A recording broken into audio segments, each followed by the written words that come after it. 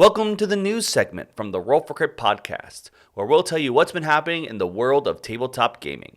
If you'd like to hear more, tune into wherever you listen to podcasts to find our podcast, which we release weekly on Wednesdays. This week, we were joined by the game designer of Space Cadets as well as Super Skill Pinball, Geoff Engelstein. So it's time to place a quarter in and get ready. Make sure you don't tilt as we tell you what's been happening in the world of tabletop gaming for the week of February 14th, 2022. Some interesting stories this week. The first one involves the crowdfunding platform Gamefound, which we've discussed before and which we'll be talking about again later on in the show, I think. And this is like Kickstarter, but of course Gamefound is exclusively for board game related projects. And it was sort of started off by Awaken Realms, and other companies have done their own projects through it. Now it's been announced that Ravensburger, publisher behind Castles of Burgundy, all kinds of different titles over the years, is becoming a big investor in Gamefound, specifically to the tune of 4 million euros is the figure that I read. And they are going to be involved strategically in the decisions going forward with Gamefound, as well as helping them financially to get more features up and running and more projects off the ground. They also did indicate their desire to perhaps crowdfund some of their own games on Gamefound in the future, but no specific details about what games those might be or when.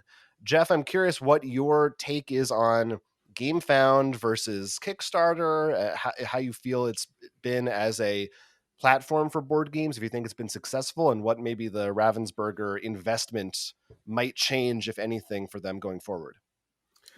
Yeah, I thought this was really interesting when I saw it. I famously, this is going back years now, but when all this Kickstarter stuff was getting started, I famously predicted year after year after year that this was going to be the year when people wised up and stopped using Kickstarter. And I've been wrong time after time. So my predictive abilities are a little bit shaky on this whole thing. But I think that given the weight that Kickstarter has in the board game community right now, that I mean, just in general, from an economic standpoint, as from an interested industry person, I think that it's really good to have a counterweight to that. And I think that if there's just two sources, I mean, I don't think it's super fragmented. You don't want 5 or 6 or 7 or 8 different places where people go to check for things. But if there's Gamefound and there's Kickstarter, then I think that would be healthy competitive wise. I know there's a lot of tools that people that use Kickstarter a lot are been looking for in terms of moderation and stuff like that. And I was also severely turned off by Kickstarters putting out there that they're going to start getting involved in crypto and NFTs and stuff like that, which is just ripping people off left and right. But that's a whole other conversation. Yeah. So yeah, but on the other hand, it's always a little concerning when, I don't know what the overall picture is going to look like. We don't know the details, but when you have an industry player that has a major stake in something like this, is that going to make it more difficult for other people, other companies that aren't Ravensburger to use a platform? Are they going to get privileged spots or things like that? What are they, is that going to skew things which might make it less attractive for, an Asmodee or a Simon or somebody to move over to an alternate platform if their competitors are kind of running it? That's a good point. Something I hadn't really thought about. And I guess, their Awakened Realms kind of has been in that position and people have been still happily jumping on. But yeah, depending on how many different publishers are going to be a part of this, how exactly is that relationship going to change? And yeah, I definitely agree. I think it's definitely a good thing for Kickstarter to have competition. There was at least one other specifically board game themed crowdfunding platform I recall called Game On Tabletop. We actually talked to them a year or two ago, but I don't know I haven't heard much about them lately. They still exist. They have projects going, but Gamefound really has seemed to been very quickly successful with what they've done. Will, what do you think about Ravensburger changing up Gamefound's structure? Do you think it'll be for the better? I would hope so. I mean, as stated earlier, I think competition tends to be a good thing for us, and it usually forces the companies to try to be a bit better. But of course, we'll always see. The one thing I hope does come from it, I'm not the biggest fan of how Gamefound's site actually works. Like, it's hard for me to find what is currently crowdfunding versus previews and stuff. Like, I think they could make that a little bit neater. But overall, I can definitely see what I'm worried what might happen. And I could be completely wrong. Like, because when I think Gamefound, I think of usually more of the heavy, big miniature games. Right. And I can imagine seeing Kickstarter becoming where you go if you have something smaller. Even though, like, the Gloomhaven was there and stuff, and Frosthaven, but they become specialized, which really doesn't. It takes away the competition because it's just like you go to the one that you have to go to. Yeah, I think a lot of that has to do with how they started out. That's the kind of game Awakened Realms makes, right?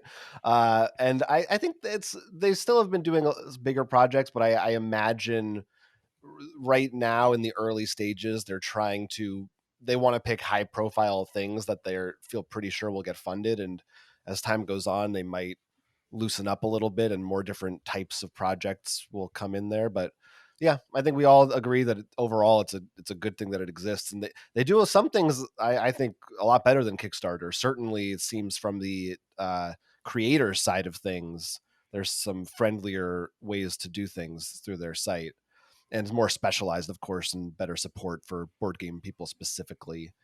So that's cool. It's it's interesting that again that we have an actual game publisher really putting so much money into this and having so much faith in it, and that's a lot of money too. 4 million euros. That's a lot. That's a lot of money that I don't know that I would have. Yes. Like, good for Ravensburger that they're in a position to be able to make that investment too. Well, you see, once Yeah, you and I put don't in know that what much that really money, means. Where Sorry. Yeah, and I don't even know where that kind of money would go, what they're doing with it. I mean, I guess it's supporting, Yeah. it's got to be supporting new features and stuff like that, I assume. Yeah. I mean, obviously, it was a stretch. It was not stretch goal, pledge level where you get to put your own face in for a card or something. I mean, right. Yes. Yeah. Do they have their own? Yeah, it's kind of funny. You're investing in an investment platform. Anyway, so I don't know, how far along, if there's like a specific date as to when these contracts are signed or whatnot, or if we'll even really notice. But presumably, as the year goes on, we'll see if any of these changes take effect, or if any of Ravensburger's own games end up on Gamefound. That we'll be seeing. Next, we have yet another victim of the current crisis, or like 4 or 5 different crises that we're facing in the world right now that have been resulting in price increases. We saw it with Asmodee pretty much across the board, as well as a few other board game people, and of course in other industries too.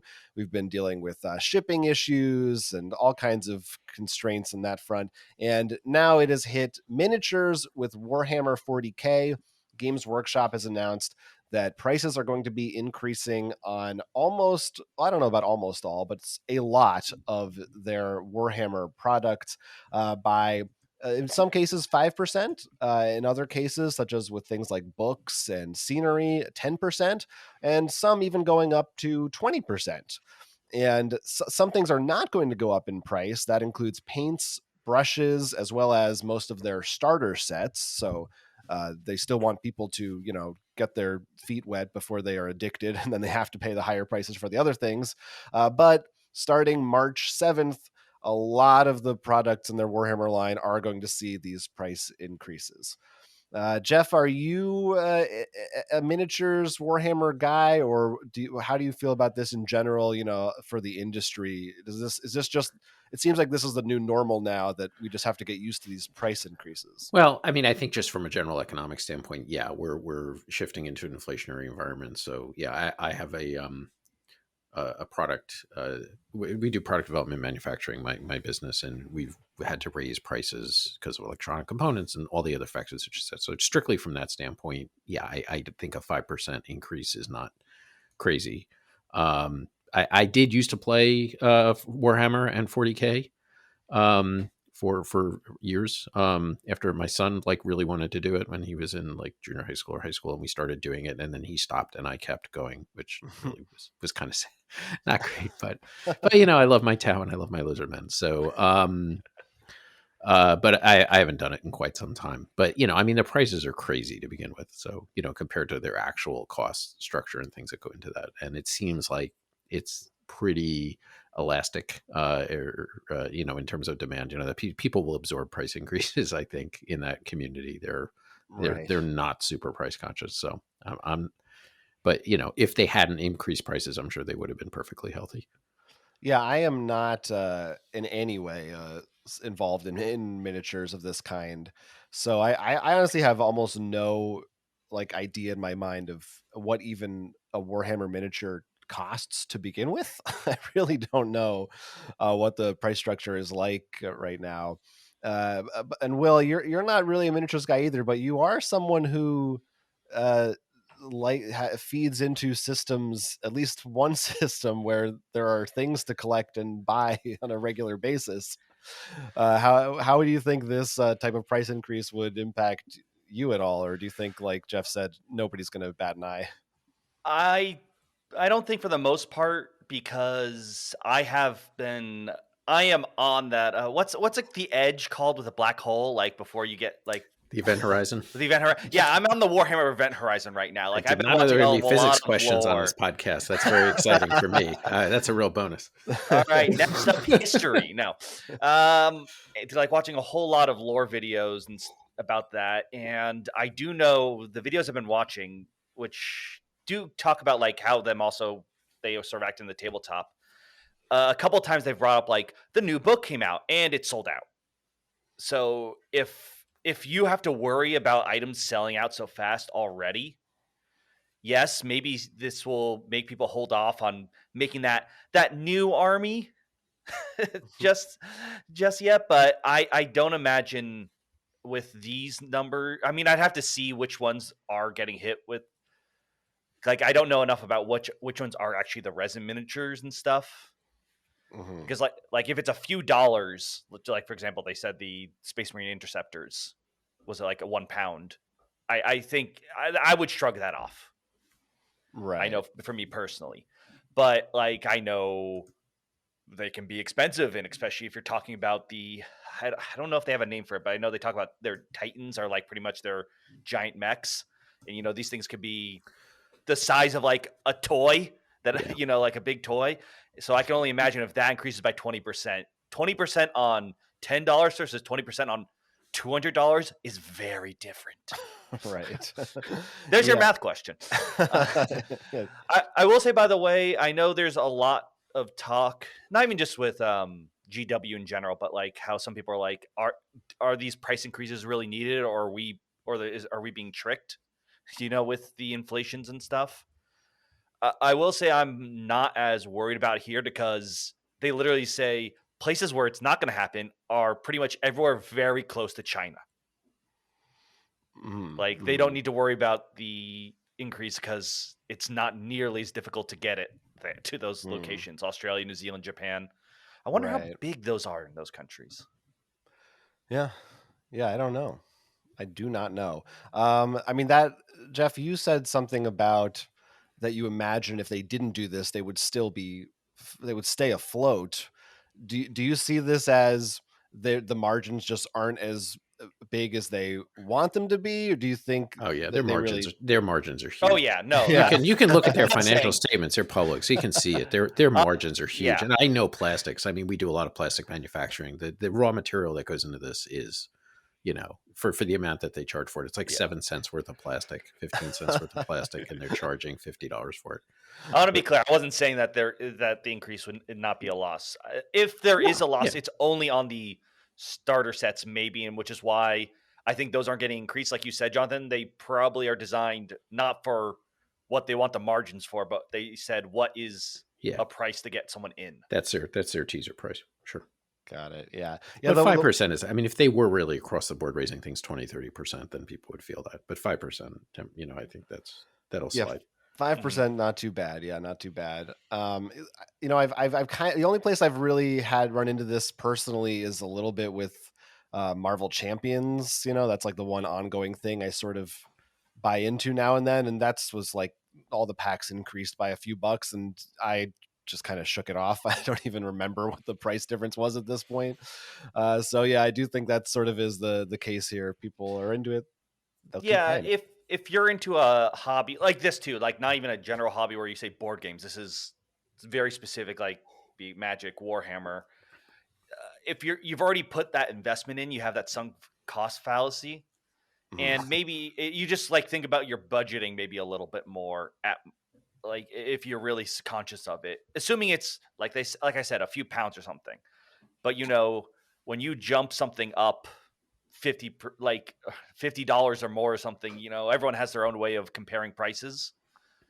Yeah. Like you're gonna be like, that's gonna be, I think, the bigger tell right now, which is what I can't comment too much on. I don't know how much the books, scenery, and resin miniatures cost, the things that are getting the higher percentage. There is a list out there. You can look it up. I found that actually lists all their products and what the exact price increase is going to be for each of them. There's a lot on there, so you can take a look at it. But yeah, it's out there for Warhammer fans. You will find it. And March 7th is when this goes into effect. So if you really want to buy a bunch of Warhammer minis, maybe do it in the next 2 weeks or so before this increase takes effect. Next up, some new game announcements for 2022. First, some role-playing games that were announced by Osprey, who does all kinds of different board games, RPGs. They did the game Cryptid that we really like, some more historical kind of war games as well. And they've announced 3 new RPG titles that are going to be coming out at some point this year that I think are kind of interesting. The first one is called Gran Meccanismo, and this is takes place in the Renaissance era in Italy, and it's basically like a steampunk Renaissance. The idea is, what if Da Vinci's sketches and things had been turned into actual inventions, and you had people running around with robots and flying machines and all kinds of contraptions. And it also has kind of a historical background, says you might run into Machiavelli or Christopher Columbus, for example. Then the next one is a neon noir role-playing game, they call it, called Crescendo of Violence, which is yeah, that's right. Which is they describe as a world of synth jazz and cybernetics that focuses a lot on fight So is scenes. it a crescendo of violins or violence? Oh, you're gonna get some extra experience points for that. That was great. I like that. And the last one is called Hard City, and this one seems like just it's just noir. It's not neon noir, just more of a classic, gangsters and detectives and that sort of a story. They also announced an expansion for their RPG Jackals, a new book, a supplement coming out for that. Geoff, how any of these sound exciting to you? I'm curious actually what you're, just generally how much role playing you do and what kind of settings you're interested in. Yeah, I'm not a real RPG guy, so I'm not. It's not. I don't have too much to say on that. That's more my daughter's realm. She loves the D&D and all the different settings for that. But I do know for sure that Osprey, they've been hitting it out of the park recently. With the Undaunted series and a whole bunch of stuff. And from when I was a kid, they just used to print these books. That was their whole line, was they printed books about the very specific German armor things in World War II and stuff like that. So they've done a really good job of moving heavily into the game space. I've been impressed with their stuff. So I think it would certainly be worth checking out, at least if you're into this, if those things sound interesting at all. Yeah. Will any of these pique your interest? I think if I had to choose one, it's definitely going to be the Crescendo of Violence, or however. Partially because it is like, if you look at the noir one, it looks like, yeah, that's what I expect. Like this one to have the vibe, but the cover is colorful, so I feel like you can do a bit more interesting stuff with it. Yeah, it looks more unique. I think for me, it's the Gran Mechanismo one, for similar reasons. It just sounds like a setting I've never heard of before in a role playing game. And as much as everybody loves D&D, and we've sort of based our identity around it to some extent, that the fantasy setting is pretty typical. It gets a little old, and I do love seeing RPGs from different companies that have these kinds of wild ideas and settings in them and everything. So yeah, I'm excited about these games. I think they sound interesting, and I agree that I think Osprey is a very interesting publisher, and they have a lot of different things, and it seems like they continue to branch out into different areas, which is cool. And these are all going to be coming out sometime over the next 12 months. We'll have a link in the show notes. They do have dates. Looks like August, September, and October So you'll get your fix of role playing. And the other announcements I wanted to talk about, I had to throw in here. Funko games, we keep talking about them. They do all these licensed games, and a lot of them are based on Disney parks or movies, and they've announced a whole set of new ones for the year that are Disney related. A couple of them based on the parks themselves. One is called Happiest Day, and you just go around Magic Kingdom and you're just trying to have a good time. One of them Just is go to based. the Magic Kingdom and wait online over and over and over again. Yeah, that's the What's realistic the Fast version. Pass expansion? There's a Extra Big Thunder $80 for that. Mountain. Well, now they have, you got to go on the app and pay for the lightning lane and the anyway. Big Thunder Mountain, based on the Big Thunder Mountain Railroad. They also have a Return of the Headless Horseman game, so Ichabod and Mr. Crane, that kind of thing. And then really the reason I want to talk about this, what I'm excited about, is a game based on a Goofy movie, which I think is one of the I feel like it's sort of come back. It's sort of got a cult following, but it was one of the more underrated 90s Disney releases. And I love that movie. I have fond memories of that movie. And your Max and Goofy on a road trip, that looks exciting to me. Yeah. I think part of the reason it's actually gone up in popularity recently is because when we all watched it, we were Max. We're all now Goofy. Yeah. Well, there's definitely something to be said for kids from the 90s now being adults with social media. So, and money. Yeah, right. Definitely money too. We also got the Rescue Rangers trailer today for the new Rescue Rangers movie, but that's not board game related. But clearly, there's nostalgia is always going to sell.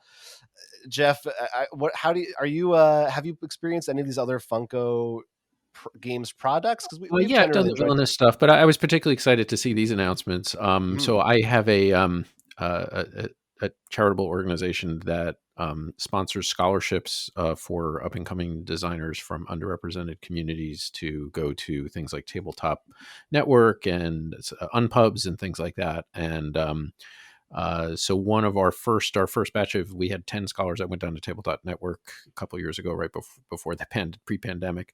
And one of them there was for Tessa Elise, who's now working for Funko, and the Goofy game actually is, she was instrumental in that design. So it's been very gratifying to see the alumni from that program, which is still going on. As soon as conferences and things get going again, we'll ramp it back up more. But to see them out there and contributing to the community, so and making successful careers, so it's been exciting. Completely coincidental. Was booked before I knew about this announcement, but she is actually going to be our guest on next week's show.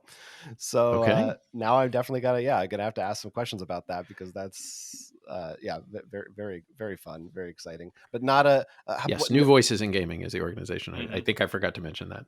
That's good to note. Good to note.